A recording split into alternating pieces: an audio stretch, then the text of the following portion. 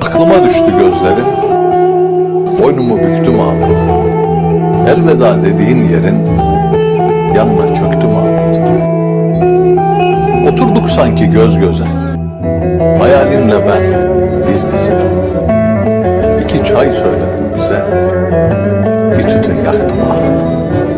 Bir tütün yaktım ağladım.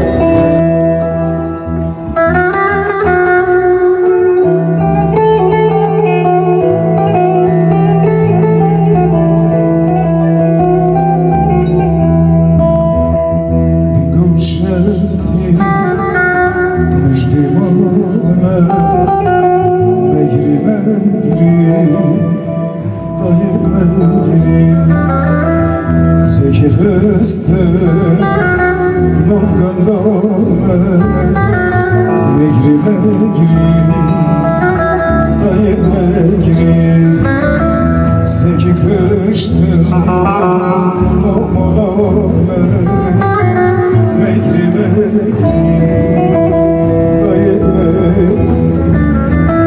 Zeki fıstık Novgandone Megrime giri Dayeme